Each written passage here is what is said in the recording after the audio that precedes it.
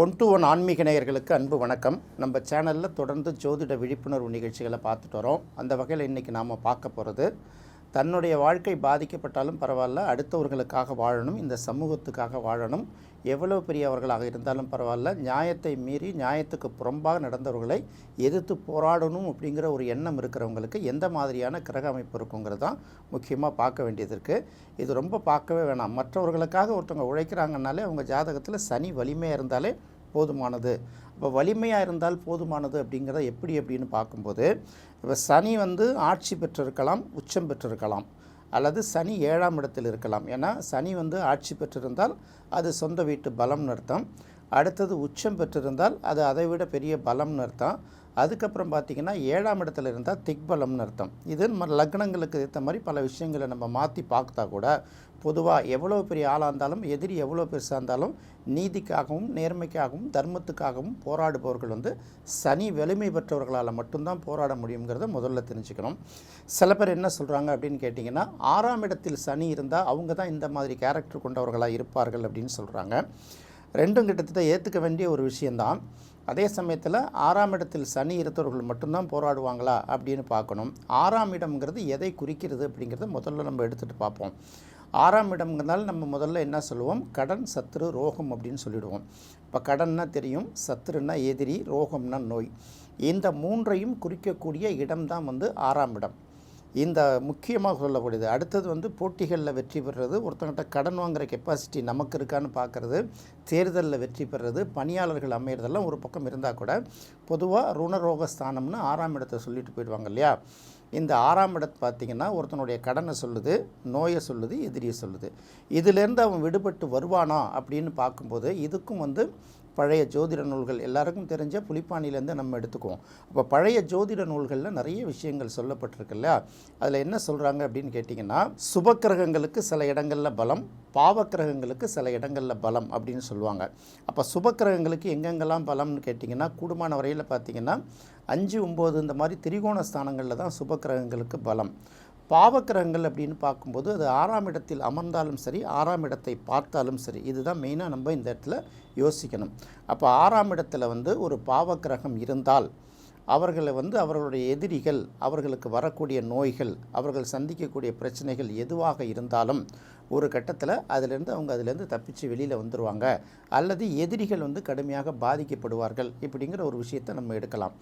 நீதிக்கும் நேர்மைக்கும் அவர்கள் போராடுவார்களாங்கிறது அடுத்த கொஸ்டின். அதை நம்ம அடுத்தது பார்ப்போம்.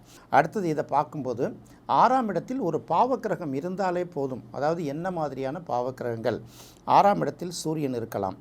6ஆம் இடத்துல சூரியன் இருக்கிறவர்கள் பல பேருக்கு பார்த்திங்கன்னா, எல்லாருக்கும் இந்த இடத்துல எடுத்துடக்கூடாது.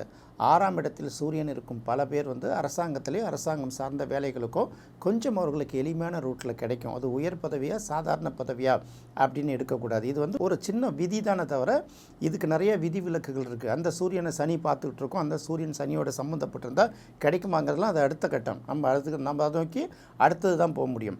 அப்போ 6ஆம் இடத்தில் சூரியன் இருந்தால் இது ஒரு பாவக்கிரகம்ங்கிறதுனால அங்கே இருக்கக்கூடிய அந்த 6ஆம் இடத்து சம்மந்தப்பட்ட நெகட்டிவான விஷயங்கள் எல்லாத்தையும் அது தீர்த்துடும். இப்போ நம்ம சொல்கிறோம்ல, மைனஸ் இன்ட்டு மைனஸ் ப்ளஸ் அப்படின்னு சொல்கிறோம்ல. 6ஆம் இடம் மைனஸ்னால் அந்த இடத்துல ஒரு பாவகிரகம் போய் உட்காரும்போது அந்த மைனஸை இது ப்ளஸ் ஆக்கி விட்டுடுது அப்படின்னு பார்க்கும்போது கடன்கள் பெரிய அளவுக்கு இருக்கும், இல்லாமலாம் இருக்காது. உடம்புன்னு இருந்தால் நோய் இருக்க தான் செய்யும், மனுஷன் இருந்தால் எதிரிகள் இருக்க தான் செய்வாங்க. ஆனால் இது எதுவும் நம்மளை கட்டுப்படுத்தி நம்மளை டாமினேட் பண்ணி கீழே கழுத்துற அளவுக்கு இருக்காது. கடன் வாங்கியிருப்போம், கடன் கொடுக்க சொல்லி நச்சரிச்சுக்கிட்டே இருப்பான். இருந்தாலும் வீட்டுக்கு கழுத்தில் துண்டை போட்டு கடனை வச்சுட்டு வேறு வேலை பார்க்குறாங்கன்னு யாரும் வரமாட்டாங்க. இதுக்கு தான் சொல்கிறது, கடனே இல்லாமல் இருக்கும் அப்படின்னு நினச்சிடக்கூடாது. அதே போல் எந்த விதமான நோய்கள் இருந்தால் கூட ஒரு கட்டத்தில் எல்லா நோய்கள்லேருந்து விடுபடுற அளவுக்கு ஒரு ட்ரீட்மெண்ட்டு நமக்கு ஏதோ ஒரு வகையில் கிடைக்கும், விடுபட முடியுங்கிறதும் இந்த 6ஆம் இடம் சொல்லக்கூடிய ஒரு முக்கியமான பாயிண்ட் தான். 6ஆம் இடத்துல சூரியன் இருந்தால் மட்டும்தான் இந்த பிரச்சனை அப்படின்னு பார்த்தீங்கன்னா இல்லை, செவ்வாய் இருந்தாலும் நல்லது. செவ்வாய்ங்கிறது ஒரு பாவக்கிரகம், போர்க்கிரகம். அப்போ 6ஆம் இடத்துல செவ்வாய் போய் உட்காரும்போது அவர்களுக்கும் பார்த்திங்கன்னா நோய் நொடி, கடன், எதிரி இது எல்லாத்தையும் வெற்றி கொள்வார்கள். தேர்தலில் கூட, போட்டி பந்தயங்களில் கூட அவர்களுக்கு வெற்றி பெறுறதுக்கு அதிக வாய்ப்பு உண்டு. அதே போல் 6ஆம் இடத்தில் ராகு கேது இருந்தாலும் சனி இருந்தாலும் எல்லாமே பார்த்திங்கன்னா அது இந்த நெகட்டிவ் தன்மைகள் எல்லாத்தையும் கட்டுப்படுத்தணும். 6ஆம் இடத்தில் பாவக்கிரகங்கள் இருந்தால் மட்டும்தான் இந்த வேலையை பார்க்குமா அப்படின்னு பார்த்திங்கன்னா இல்லை, 6ஆம் இடத்தில் பாவக்கிரகங்கள் பார்வை செய்தாலும் இந்த விஷயங்கள் இருக்கும். சூரியன் 6ஆம் இடத்தை பார்த்ததுன்னா அவங்களுக்கு வந்து அந்த விடுதலை கிடைக்கும். சனி 6ஆம் இடத்தை பார்த்தாலும் அந்த நெகட்டிவ் தன்மையிலேருந்து விடுதலை கிடைக்கும். செவ்வாய் 6ஆம் இடத்தை பார்த்தாலும் இந்த நெகட்டிவ் தன்மையிலேருந்து விடுதலை கிடைக்கும். இன்னும் சில பேருக்கு சில சந்தேகம்லாம் வரலாம். 6ஆம் இடம் வந்து இப்போ மேஷ லக்னத்துக்கு பார்த்தீங்கன்னா 6ஆம் இடம் வந்து கன்னி தானே, அதில் போய் வந்து செவ்வாய் உட்காந்துருச்சுன்னா லக்னாதிபதி நீக் ஆகிடுறாரு அப்படிம்பாங்க. உண்மைதான். அது வந்து லக்னாதிபதி வீக் ஆகிறது உண்மைதான். அதே சமயத்தில் அந்த செவ்வாய் வந்து சில நெகட்டிவ் விஷயங்களையும் கட்டுப்படுத்துங்கிறது உண்மைதான்.